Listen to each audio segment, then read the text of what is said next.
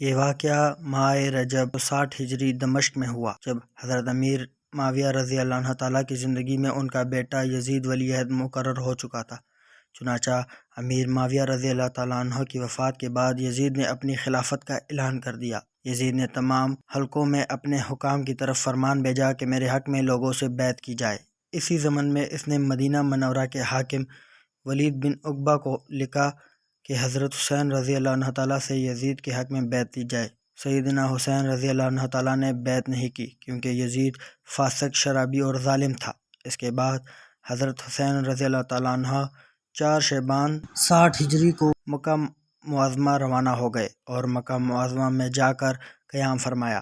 حضرت علی رضی اللہ تعالیٰ عنہ نے چونکہ کوفہ کو اپنا دارالخلافہ بنایا ہوا تھا، اسی لیے وہاں اہل بیت کے طرفداروں کی تعداد زیادہ تھی۔ انہوں نے حضرت حسین رضی اللہ تعالیٰ عنہ کو تقریباً 150 خطوط لکھے کہ آپ کوفہ تشریف لے آئیں، ہماری جان اور مال آپ کی مدد کے لیے حاضر ہے۔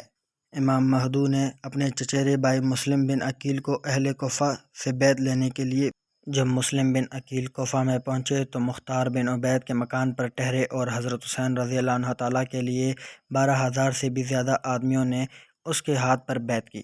جب نعمان بن بشیر صحابی جو حاکم کوفہ تھے انہیں اس کا علم ہوا تو انہوں نے لوگوں کو ڈانٹا، فقط ڈانٹے پر ہی اکتفا کی، اس سے زیادہ کسی کو کچھ نہ کہا۔ مسلم بن یزید حضرمی اور امارہ بن الولید بن عقبہ نے یزید کو اس واقعہ کی اطلاع دی۔ اس پر یزید نے نعمان بن بشیر صحابی کو معزول کر دیا اور ان کی جگہ عبید اللہ بن زیاد بصرہ کے حاکم بن گئے۔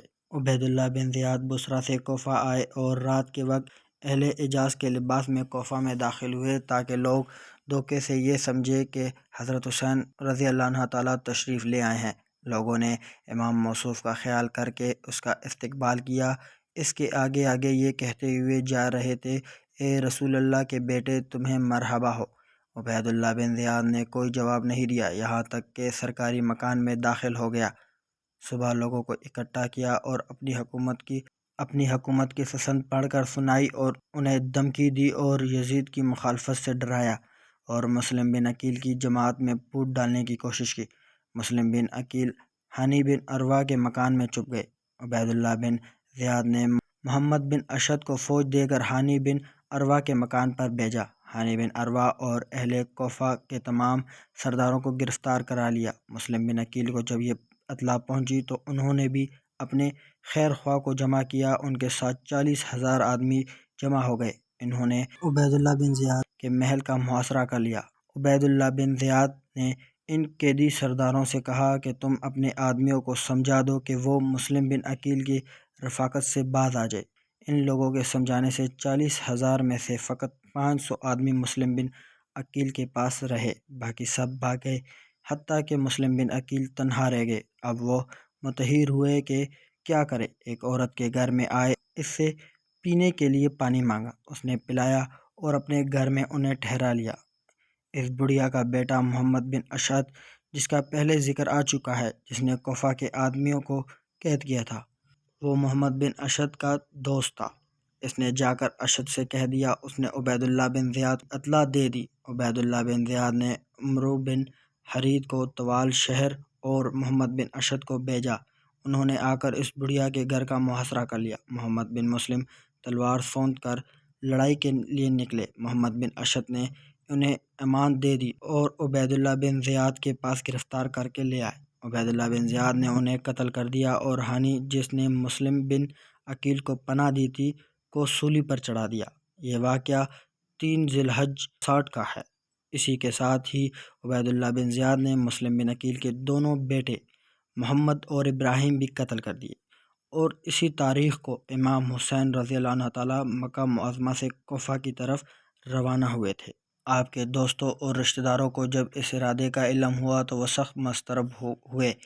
یہ سب لوگ کوفہ والوں کے بے وفائی اور غداری سے واقف تھے اور بنی امیہ کے خاندان کے مظالم سے بھی آگاہ تھے۔ سب نے اس سفر کی مخالفت کی۔ حضرت عبداللہ بن عباس نے فرمایا، لوگ یہ سن کر بہت پریشان ہیں کہ آپ کوفہ جانے کا ارادہ رکھتے ہیں، کیا واقعی آپ کا پختہ ارادہ ہے؟ حضرت حسین رضی اللہ تعالیٰ عنہ نے جواب دیا کہ واقعی عنقریب روانہ ہونے والا ہوں۔ حضرت عبداللہ بن عباس رضی اللہ عنہ تعالیٰ نے فرمایا کہ آپ ایسے لوگوں میں جا رہے ہیں جنہوں نے اپنے پہلے امیر کو بے دست و پا کر دیا، دشمن کو اپنے ملک سے نکال دیا اور ملک پر اپنا تسلط جما لیا ہے۔ اب آپ کو نظام حکومت کے درست کرنے کے لیے بلا رہے ہیں۔ اگر واقعی ایسا ہے تو پھر بے شک تشریف لے جائے، اور اگر ایسا نہیں ہے تو ان لوگوں کا آپ کو بلانا جنگ کے لیے بلانا ہے۔ مجھے خطرہ ہے کہ وہ لوگ آپ کو دھوکہ نہ دے، اور جب آپ کے دشمن ان کو طاقتور دیکھیں گے تو پھر اس کے طرفدار ہو کر آپ سے لڑائی کریں گے۔ حضرت حسین رضی اللہ عنہ تعالیٰ ان باتوں سے متاثر نہیں ہوئے اور روانگی کے ارادے پر قائم رہے۔ جب حضرت حسین رضی اللہ عنہ تعالیٰ بالکل تیار ہو گئے، پھر حضرت ابن عباس دوڑے ہوئے آئے اور بمنت و سماجت سے کہا کہ مجھ سے خاموش رہا نہیں جاتا، اس سفر میں آپ کی ہلاکت و بربادی دیکھ رہا ہوں۔ عراقی لوگ بڑے داغا باز ہیں، ان کے قریب بھی نہ جائیے اور یہی مکہ معظمہ میں قیام کیجیے۔ عراق والے اگر آپ کو بلانا بھی چاہتے ہیں تو آپ انہیں کہیے کہ پہلے دشمن کو اپنے علاقے سے نکال دیجیے، پھر مجھے بلائیے۔ اگر آپ حجاز سے جانا ہی چاہتے ہیں تو پھر یمن چلے جائیے، وہاں کے لوگ آپ کے والد حضرت علی رضی اللہ عنہ تعالیٰ کے خیر خواہ ہیں، وہاں آپ ان دشمنوں کی گرفت سے بھی باہر ہوں گے۔ وہاں خطوں اور قاصدوں کے ذریعے سے اپنی دعوت پھیلائے گا، آپ اس طرح پر یقیناً کامیاب ہوں گے۔ امام حسین رضی اللہ عنہ تعالیٰ نے فرمایا کہ میں تو عراق کا ارادہ پختہ کر چکا ہوں۔ ابن عباس نے فرمایا کہ اگر آپ نہیں مانتے تو پھر عورتوں اور بچوں کو ساتھ نہ لے جائیے، مجھے خطرہ ہے کہ آپ ان کی آنکھوں کے سامنے اسی طرح قتل کر نہ دیے جائے جس طرح حضرت عثمان بن عفان اپنے گھر والوں کے سامنے قتل کیے گئے تھے۔ اتنی باتیں پیش ہونے کے باوجود آپ اپنے ارادے پر قائم رہیں۔ اسی طرح اور بھی بہت سے لوگوں نے آپ کو سمجھایا لیکن کوئی کامیابی حاصل نہ ہوئی۔ آپ کے چچیرے بھائی عبداللہ بن جعفر تھے، مدینہ منورہ سے خط لکھا، میں آپ کا خدا کا واسطہ دیتا ہوں کہ یہ خط دیکھتے ہی اپنے ارادے سے باز آ جائیے، کیونکہ اس راہ میں آپ کے لیے ہلاکت اور آپ کے اہل بیت کے لیے بربادی ہے۔ اگر آپ قتل ہو جائیں گے تو زمین کا نور بجھ جائے گا، اس وقت آپ کا وجود ہی ہدایت کا نشان اور ارباب ایمان کی امیدوں کا مرکز ہے۔ سفر میں جلدی نہ کیجیے، میں آتا ہوں۔ حضرت عبداللہ بن جعفر نے اس کے علاوہ مدینہ منورہ سے بھی خط لکھوایا، جس کا مضمون یہ ہے، میں خدا سے دعا کرتا ہوں کہ آپ کو اس راستے سے ہٹا دے جس میں ہلاکت ہے، اور اس راستے کی طرف رہنمائی فرما دے جس میں سلامتی ہے۔ مجھے معلوم ہوا ہے کہ آپ عراق جا رہے ہیں، میں آپ کے لیے شقاق اور اختلاف سے پناہ مانگتا ہوں، میں آپ کی ہلاکت سے ڈرتا ہوں۔ عبداللہ بن جعفر اور یحییٰ بن سعید کو آپ کے پاس بھیجتا ہوں، ان کے ساتھ واپس چلے آئیے۔ میرے پاس آپ کے لیے امن و سلامتی، نیکی، احسان اور حسن الجوار ہے، خدا اس پر شاہد ہے، وہی اس کا کفیل و نگہبان اور وکیل ہے۔ والسلام۔ اس کے بعد آپ اپنے ارادے پر پختہ رہیں۔ جب آپ مکہ مکرمہ سے روانہ ہوئے تو صفا نام مقام پر اہل بیت کا مشہور محب شاعر آپ سے ملا۔ آپ نے اس سے پوچھا، تمہارے پیچھے لوگوں کا کیا حال ہے؟ فرد نے جواب دیا، ان کے دل آپ کے ساتھ ہیں مگر تلواریں بنو امیہ کے ساتھ ہے۔ آپ نے فرمایا، سچ کہتا ہے، اب معاملہ اللہ تعالیٰ کے ہاتھ میں ہے، وہ جو چاہتا ہے وہی ہوتا ہے۔ ہمارا پروردگار ہر گھڑی کسی نہ کسی حکم فرمائی میں رہتا ہے، اگر اس کی مشیت ہماری پسند کے مطابق ہو تو اس کی تعریف کریں گے، اور اگر امید کے خلاف ہو تو بھی نیک نیتی اور تقوی کا ثواب کہیں نہیں گیا۔ یہ ہے پارٹ 1۔